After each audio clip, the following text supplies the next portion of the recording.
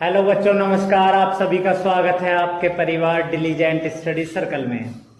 तो आज हम क्लास 10th फिजिक्स का first chapter reflection of light के बारे में पढ़ेंगे। सबसे पहले आपको पता होना चाहिए लाइट क्या है। लाइट जिसकी हेल्प से आप मुझे देख पा रहे हैं, ठीक। तो लाइट एक एनर्जी की फॉर्म है जो कि हमें देखने में हेल्प करती है। तो लाइट के बारे में सिर्फ इतना ही पता रखो कि light is a form of energy. Light is a form of energy. अब बात आती है कि लाइट की स्पीड कितनी होती है। तो लाइट की स्पीड वैक्यूम में स्पीड ऑफ लाइट आप सभी को पता होगा 3 × 10⁸ मीटर पर सेकंड होती है।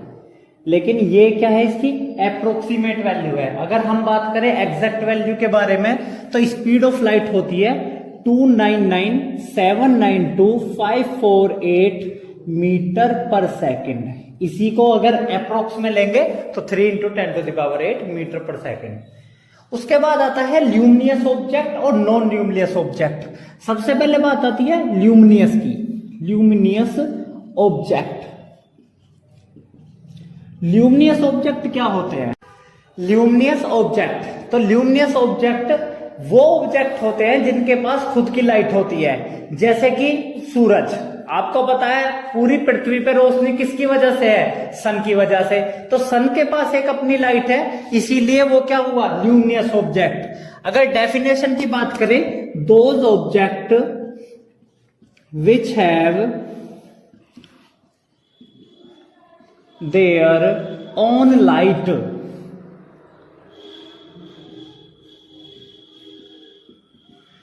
Those object which have their own light, यानी कि वो ऑब्जेक्ट जिनके पास खुद की लाइट होती है। एग्जाम्पल में सन, बल्ब एक्सेट्रा। दूसरी तरफ आता है non luminous object. Non luminous object का मतलब क्या होता है? वो ऑब्जेक्ट जिनके पास खुद की लाइट नहीं होती, जैसे कि चेयर, कार और गेट एक्सेट्रा, जिनके पास खुद की लाइट नहीं है। अब बात आती है जी उनके पास लाइट नहीं है, तो वो उन्हें हम कैसे देख पा रहे हैं? तो हम नॉन ल्यूमिनियस ऑब्जेक्ट को इसलिए देख पा रहे हैं क्योंकि वो लाइट को रिफ्लेक्ट करते हैं। लाइट रिफ्लेक्ट होगी इसीलिए वो हमें दिखाई देंगे। तो इसकी डेफिनेशन हो जाएगी those object which have not their own light, जिनके पास अपनी खुद की लाइट नहीं होती। एग्जाम्पल कार, बस, चेयर एक्सेट्रा। तो ये आपके समझ में आया। सबसे पहले हमने बात करी लाइट की। लाइट क्या है? लाइट एक फॉर्म है एनर्जी की, ठीक। स्पीड ऑफ लाइट आती है। स्पीड ऑफ लाइट वैक्यूम में कितनी होती है? 3 × 10⁸ मीटर पर सेकंड। उसके बाद दो तरह के ऑब्जेक्ट होते हैं। सबसे पहले ल्यूमिनियस ऑब्जेक्ट और number 2 non luminous object. Luminous object का मतलब होता है वो ऑब्जेक्ट जिनके पास खुद की लाइट होती है, जैसे कि सन, बल्ब, जो भी हम लाइट है। अब ये कैमरा लगा हुआ है तो कैमरे के ऊपर भी तो लाइट लगाई गई है, तो ये क्या है? एक ल्यूमिनियस ऑब्जेक्ट है। और वहीं बात करें नॉन ल्यूमिनियस ऑब्जेक्ट की, तो ऐसे ऑब्जेक्ट जिनके पास खुद की लाइट नहीं होती उन्हें कहते हैं नॉन ल्यूमिनियस ऑब्जेक्ट, जैसे कि चेयर, कार, बस एक्सेट्रा। अब आगे चलते हैं। आगे आता है नेचर ऑफ लाइट। लाइट का नेचर क्या है? तो लाइट का जो नेचर है डिटेल में आप 11th क्लास में पढ़ोगे, 11th 12th में। तो दो टाइप में दो थ्योरी बनी है नेचर ऑफ लाइट की। नंबर 1 वेव थ्योरी और नंबर 2 पार्टिकल थ्योरी। सबसे पहले आता है वेव थ्योरी। वेव थ्योरी ये कहती है कि जो आपकी लाइट है वो वेव्स की फॉर्म में ट्रेवल करती है, और जो वेव्स होती है उन्हें किसी मीडियम की आवश्यकता नहीं होती, ना ही सॉलिड की, ना ही लिक्विड की, ना ही गैस की। और दूसरा अगर बात करें हम पार्टिकल थ्योरी की, तो पार्टिकल थ्योरी कहती है कि जो लाइट है आपकी वो पार्टिकल्स की फॉर्म में ट्रेवल करती है और उनकी स्पीड बहुत ज्यादा हाई होती है। तो अभी के लिए सिर्फ 10th में आपके लिए बहुत है। सबसे पहले हेडिंग डाल देना वेव थ्योरी। वेव थ्योरी, इसमें क्या आएगा? Light travels in the form of waves and not required any medium for travel. और दूसरा जो आपका आया है पार्टिकल थ्योरी, उसमें आपको सिर्फ इतना लिखना है कि light travels in the form of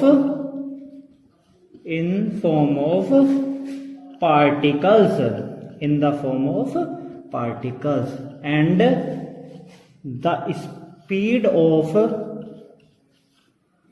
speed of particles is too much high. Speed of particles is high. ठीक, तो वेव थ्योरी कहती है लाइट ट्रेवल करती है वेव की फॉर्म में, और जो वेव होती है उन्हें मीडियम की रिक्वायर्ड नहीं होती। और पार्टिकल थ्योरी कहती है कि लाइट ट्रेवल करती है पार्टिकल्स की फॉर्म में, और जो पार्टिकल्स की स्पीड होती है वो काफी ज्यादा हाई होती है। तो इतनी बात आपको समझ में आई। सबसे पहले लाइट एक एनर्जी की फॉर्म है, उसकी speed, luminous object, non luminous object, फिर लाइट का नेचर दो तरह पे डिवाइड हुआ, एक तो वेव थ्योरी और दूसरा पार्टिकल थ्योरी। वेव थ्योरी कहती है कि लाइट ट्रेवल होगी in the form of waves, और वहीं पार्टिकल थ्योरी कहती है कि लाइट ट्रेवल होगी in the form of particles. अब इसके बाद आपका मेन चैप्टर स्टार्ट होता है रिफ्लेक्शन ऑफ लाइट। तो आगे चलते हैं और हेडिंग डाल दो रिफ्लेक्शन ऑफ लाइट। अब रिफ्लेक्शन का मतलब क्या है? रिफ्लेक्शन का मतलब होता है the bouncing back of light from any shiny surface, यानी कि किसी भी शाइनी सरफेस से लाइट का टकराकर वापस आना ही रिफ्लेक्शन कहलाता है।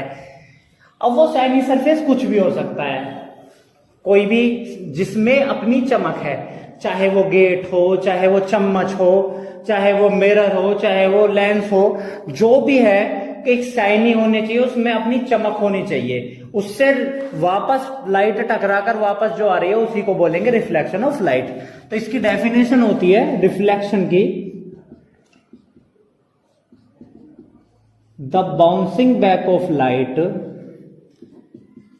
The bouncing back of light from any shiny surface, from any shiny surface. अब देखो ये टॉपिक समझने का है, अगर इसे ठीक से समझ लोगे तो आगे कोई प्रॉब्लम नहीं आएगी, वरना आगे बड़ी दिक्कत होने वाली है भाई। The bouncing back of light from any shiny surface is called reflection of light. अब इसे समझो। अब मैंने अभी बताया आपको कि किसी भी शाइनी सरफेस से लाइट का टकराकर वापस आना रिफ्लेक्शन होता है। अब कैसे? माना मैंने एक मिरर है, ये एक मैंने मिरर ले लिया, इसके परपेंडिकुलर में एक लाइन ड्रॉ करूंगा जिसको बोलते हैं नॉर्मल, जिसको क्या बोलेंगे? नॉर्मल। यानी कि मिरर के और नॉर्मल के बीच में कितने डिग्री का एंगल है? 90 डिग्री का। तो एक लाइट रे आई और ये इस मिरर से टकराई, तो जिस एंगल से वो लाइट आ रही है उसी एंगल से वापस हो गई। तो लाइट आई, टकराई कहां पर? मिरर पर, और वापस हो गई। तो जो ये प्रोसेस हुआ है, बाउंस होकर लाइट वापस चली गई, उसी को क्या बोलेंगे? रिफ्लेक्शन। जो लाइट आ रही है उसको बोलेंगे इंसिडेंट रे, जो लाइट आ रही है उसे बोलेंगे इंसिडेंट रे। जो मैंने परपेंडिकुलर डाला है वो क्या है? नॉर्मल। और जो लाइट रे जा रही है रिफ्लेक्ट होकर, उसे बोलेंगे reflected ray.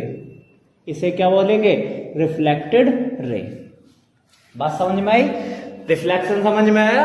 The bouncing back of light from any shiny surface is called reflection of light. मैंने एक मिरर लिया, मिरर पर एक लाइट आई, उसी को बोलेंगे इंसिडेंट रे। कहां पर टकराई है वो? नॉर्मल पर। नॉर्मल क्या है? कोई भी एक परपेंडिकुलर जो कि मैंने मिरर से डाला है और टकराकर वापस चली गई, उसी को बोलेंगे रिफ्लेक्टेड रे।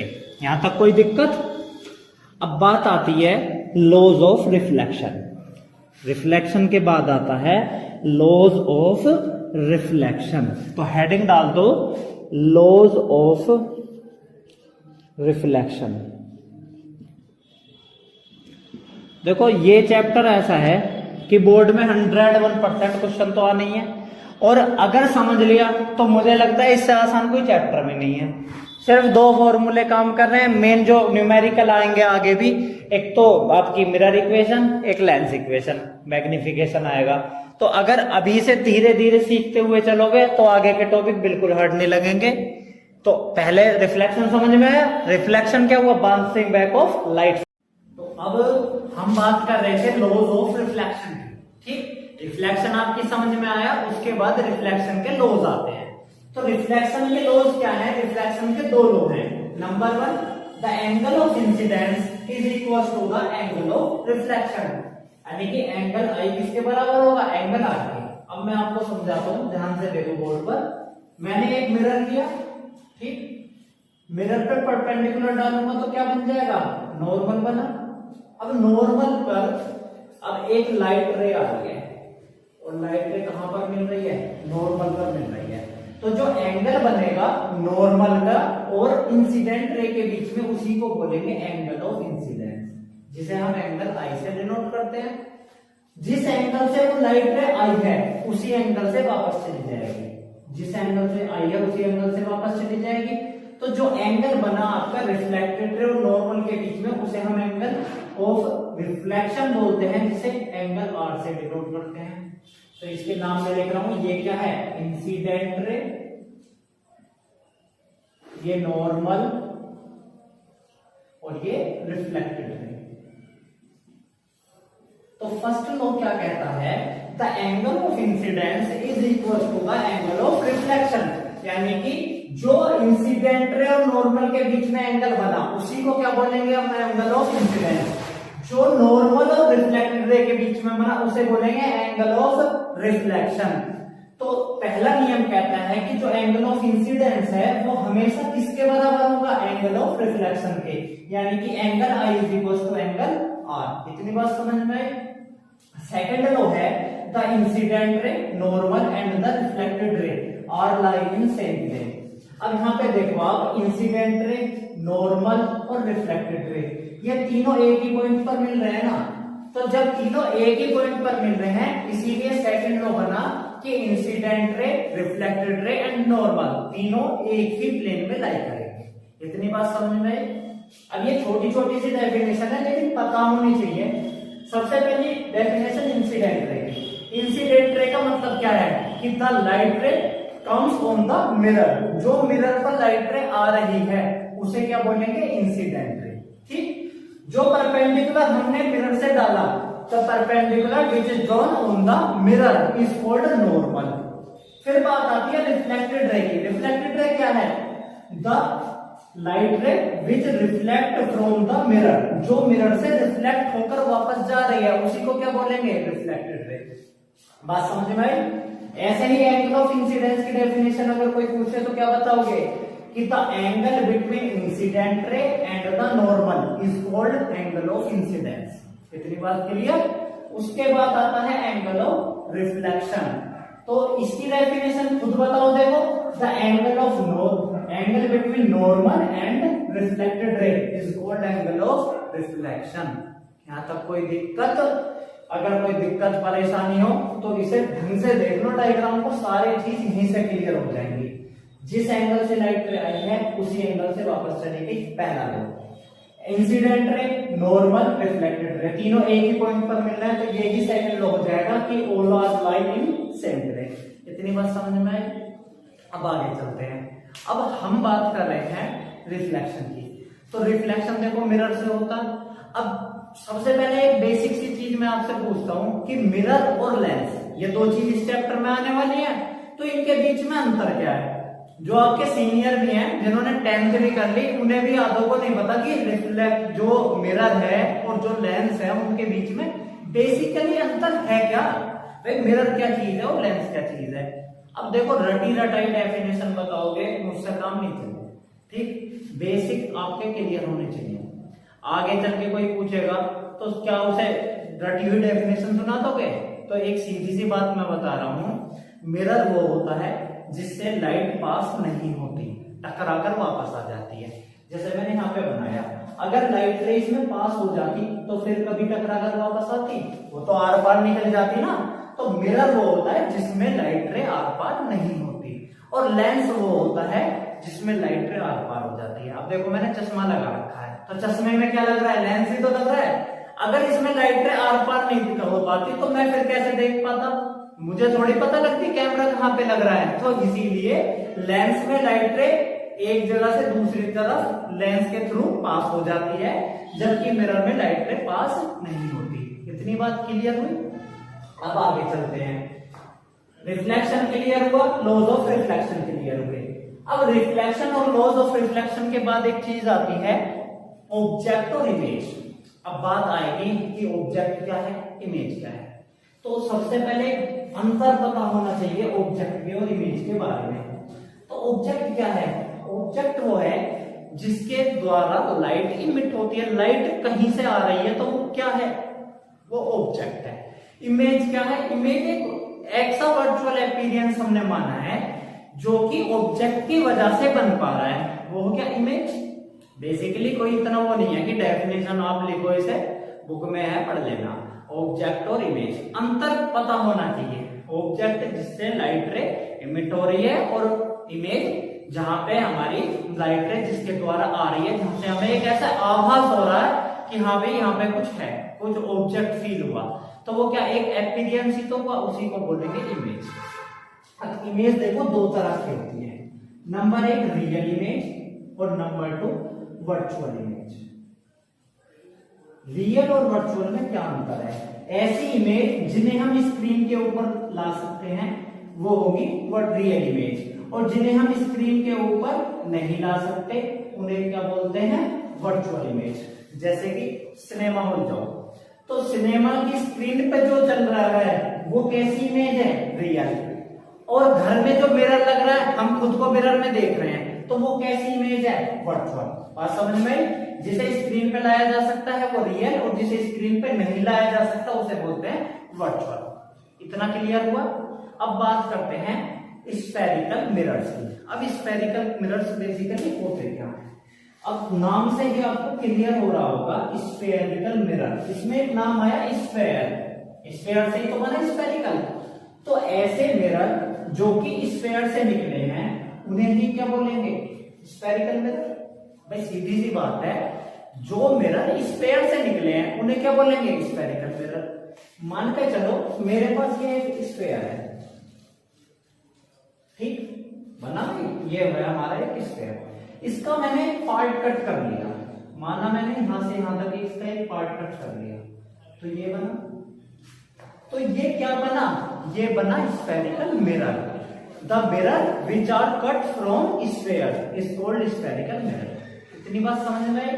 अब स्फेरिकल मिरर दो तरह के होते हैं, देखो मैं इसे रफ कर रहा हूं, अभी बताता हूं, इसे डिटेल में समझते हैं एक बार। स्फेरिकल मिरर दो तरह के होते हैं, नंबर एक कॉनकेव मिरर और नंबर टू कॉन्वेक्स मिरर।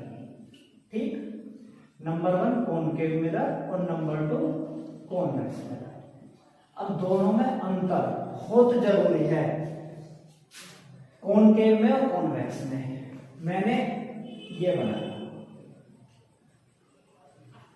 और एक ये बनाया, देखो ये एक मिरर बनाया, ये कॉनकेव मिरर है। पहचान क्या है, ऐसा मिरर जिसके अंदर दबी हुई साइड से रिफ्लेक्शन होगा उसे हम कॉनकेव मिरर बोलेंगे, और जो बाहर वाली साइड है उस पर क्या पॉलिश हो रही है। ऐसे ही अगर अंदर वाली साइड पे पॉलिश हो रही है और बाहर वाली साइड से रिफ्लेक्शन होगा तो उसे बोलेंगे कॉन्वेक्स मिरर। जैसे कि एक एग्जांपल दूं मैं आपको, चम्मच देखिए, तो चम्मच इस तरीके से कुछ बेंड होती है, ठीक। तो चम्मच के जो अंदर वाला हिस्सा है वो किसका काम करेगा, वो करेगा कॉनकेव मिरर का, और जो बाहर वाला हिस्सा है वो किसका काम करेगा, वो काम करेगा कॉन्वेक्स मिरर का। तो बाहर वाले जो ये मिरर की सरफेस है इस पे अगर हमने पॉलिश कर दी तो रिफ्लेक्शन कहां से होगा, अंदर से तो होगा, तो इसी को बोलेंगे हम कॉनकेव मिरर। और अगर अंदर वाले पर पॉलिश करते हैं बाहर की तरफ से रिफ्लेक्शन होगा तो उसे बोलेंगे कॉन्वेक्स मिरर। अब इसकी कुछ टर्म्स हैं, इनके बारे में पढ़ते हैं। मैंने एक लाइन ड्रॉ करी, ठीक, जो कि इस मिरर के बिल्कुल सेंटर से जा रही है। तो जहां पर इस पॉइंट पर ये मिरर काटा इस लाइन से, इस सेंटर को बोलते हैं पोल। इसे क्या बोलते हैं? पोल। अभी मैंने बताया था कि एक स्फीयर था, स्फीयर से मैंने एक कट किया तो क्या बन गया? मिरर बन गया। तो जो स्फीयर था उसका एक सेंटर भी तो होगा। तो सेंटर ऑफ कर्वेचर एक शब्द आता है, सेंटर ऑफ कर्वेचर। तो सेंटर ऑफ कर्वेचर का मतलब क्या है कि एक स्फीयर का सेंटर जहां से हमने वो स्फेरिकल मिरर कट किया है। अगर मैं इसे कंप्लीट एक स्फीयर बना दूं तो ये सेंटर क्या हो जाएगा? ये इसका सेंटर हो गया ना पूरे स्फीयर का। तो इसी को बोलेंगे हम सेंटर ऑफ कर्वेचर। कोई दिक्कत ना था? एक टर्म आता है फोकस। फोकस क्या है? फोकस एक मिड पॉइंट होता है सेंटर ऑफ कर्वेचर और पोल के बीच में। अगर इनका मिड पॉइंट हमने डाल दिया सेंटर ऑफ कर्वेचर और पोल के बीच में तो उसी को बोलेंगे फोकस। फोकस का काम क्या है? अब अगर कोई भी लाइट रे इंफिनिटी से आ रही है, कोई लाइट रे इंफिनिटी से आ रही है, तो वो कहां से पास होंगी? वो पास होंगी फोकस से। तो फोकस कॉनकेव मिरर में किसका काम कर रहा है? कन्वर्ट करने का। लाइट रे इंफिनिटी से आई और आकर मिली कहां पर? फोकस पर। तो कॉनकेव मिरर में कन्वर्जिंग काम किया किसने? फोकस ने। इसीलिए कॉनकेव का दूसरा नाम हो जाएगा कन्वर्जिंग मिरर। कॉनकेव मिरर का दूसरा नाम क्या हो जाएगा? Converging mirror. ठीक। ऐसे ही अगर बात करें हम कॉन्वेक्स मिरर की तो इसमें भी एक टर्म आएंगी।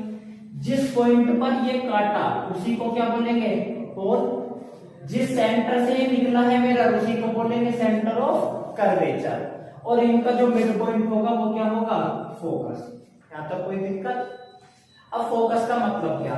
यहां पे तो कन्वर्ज हो रही थी लेकिन यहां पे क्या होगी? डाइवर्ज। अब दो लाइट रे मैंने ली है, ये दोनों इंफिनिटी से आ रही है, इंफिनिटी से आ रही है। तो ये क्या हो जाएगी? यहां से डाइवर्ज। देखो दूर जा रही है ना, तो इन्हीं को क्या बोलेंगे? इसे बोलेंगे डाइवर्जिंग मिरर। कॉन्वेक्स का दूसरा नाम क्या हो जाएगा? Diverging mirror. अगर मैं इन्हें पीछे में लाऊंगा ना तो ये फोकस से आती हुई दिखेंगी मुझे। कहां से आती दिखेंगी? फोकस से। तो कॉन्वेक्स का दूसरा नाम हो जाएगा डाइवर्जिंग मिरर। या तो इसे बोलो कॉन्वेक्स मिरर या इसे बोलो डाइवर्जिंग मिरर। कोई दिक्कत यहां तक? कॉन्वर्जिंग मिरर मतलब कॉनकेव मिरर और दूसरा डाइवर्जिंग मिरर मतलब कॉन्वेक्स मिरर। यहां तक क्लियर हुआ? अब देखो पोल आया, फोकस आया, सेंटर ऑफ कर्वेचर आया। अगर इनकी डेफिनेशन की बात करो तो डेफिनेशन क्या बनेगी इसकी? सेंटर ऑफ कर्वेचर क्या है? किसी स्फीयर का सेंटर जिससे कि मिरर कट होकर निकला है उसी को क्या बोलेंगे? Centre of curvature. The centre of sphere from which mirror is cut is called centre of curvature. बात करें पोल की, पोल क्या है? A mid point of mirror is called pole. Focus a point of a concave mirror from which the light comes from infinity are seems to be converge. कहने का मतलब क्या है? कहने का मतलब है कि अगर इंफिनिटी से लाइट रे आ रही है वो कन्वर्ज होती कहां पे दिखेगी मुझे? फोकस के ऊपर। एक टर्म आएगी फोकल लेंथ। तो फोकस और पोल के बीच की जो डिस्टेंस है उसी को बोलेंगे फोकल लेंथ। और जो सेंटर ऑफ कर्वेचर और पोल के बीच की डिस्टेंस है इसे बोलेंगे रेडियस ऑफ कर्वेचर। यहां पे भी फोकल लेंथ क्या हो गई? पोल और फोकस के बीच की डिस्टेंस, और पोल और सेंटर के बीच की डिस्टेंस क्या हो जाएगी? Radius of curvature. यहां तक समझ में आ रहा है? अब अगर आपको ये चीज समझ में आ गई तो इसके बाद इसके लॉज आएंगे कि इमेज फॉर्मेशन के लॉ क्या है। तो उसके दोनों के चार लॉ पढ़ेंगे, उसके बाद इमेज फॉर्मेशन होगा। तो सबसे पहले आज की क्लास में मैंने आपको सबसे पहले मेन पढ़ाया लाइट। लाइट है क्या? लाइट एक एनर्जी की फॉर्म है। ठीक। लाइट की स्पीड बताई 299792548 मीटर पर सेकंड, और जिसे अप्रोक्सीमेटली क्या बोलते हैं? 3 × 10⁸ मीटर पर सेकंड। उसके बाद दो तरीके के ऑब्जेक्ट है, luminous object, non luminous object. Luminous का मतलब क्या होता है? ऐसे ऑब्जेक्ट जिनके पास खुद की लाइट होती है जैसे कि सन, सूरज। और ऐसे ऑब्जेक्ट जिनके पास लाइट नहीं होती उन्हें क्या बोलते हैं? Non luminous object. फिर नेचर ऑफ लाइट आया। दो तरीके का नेचर दर्शाता है, एक तो वेव थ्योरी और एक पार्टिकल थ्योरी। वेव थ्योरी कहती है कि जो लाइट ट्रेवल कर रही है वो वेव्स की फॉर्म में ट्रेवल कर रही है, और जो पार्टिकल बताता है वो कहता है कि लाइट पार्टिकल्स की फॉर्म में ट्रेवल करती है। उसके बाद आपका आया रिफ्लेक्शन। रिफ्लेक्शन क्या था? The bouncing back of light from any shiny surface, यानी कि किसी शाइनी सरफेस से टकराकर लाइट का वापस आना रिफ्लेक्शन कहलाता है। कोई दिक्कत? लॉज ऑफ रिफ्लेक्शन अभी बताए थे। पहला लॉ क्या है? Angle of incidence is equal to angle of reflection. दूसरा लॉ क्या है? The incident ray, reflected ray and the normal are lie in same plane. कहने का मतलब है कि वो तीनों एक ही पॉइंट पर एक ही प्लेन में लाई करेंगे। कोई दिक्कत यहां तक? उसके बाद स्फेरिकल मिरर है। उससे पहले इमेज और ऑब्जेक्ट के बीच में अंतर बताया। दो तरह की इमेज बनती है, रियल इमेज और वर्चुअल इमेज। रियल मतलब जिन्हें हम स्क्रीन पर लेकर आ सकते हैं वो रियल इमेज है, और जिन्हें स्क्रीन पर नहीं ला सकते वो वर्चुअल इमेज है। फिर दो तरह के मिरर आए, कॉनकेव और कॉन्वेक्स। कॉनकेव का मतलब जिसे हम कन्वर्जिंग भी बोल सकते हैं, और कॉन्वेक्स का मतलब जिसे हम डाइवर्जिंग भी बोल सकते हैं। तो यहां तक क्लियर हुआ? उम्मीद करूंगा कि जितना आज मैंने पढ़ाया इसका रिवीजन करके आओगे।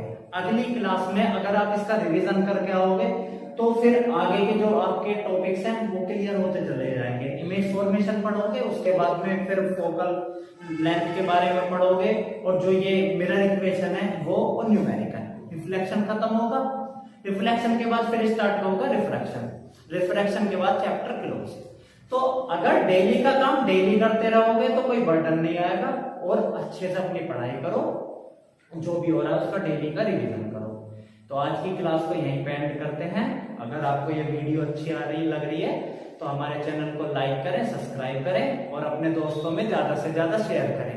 थैंक यू एंड जय हिंद, जय भारत।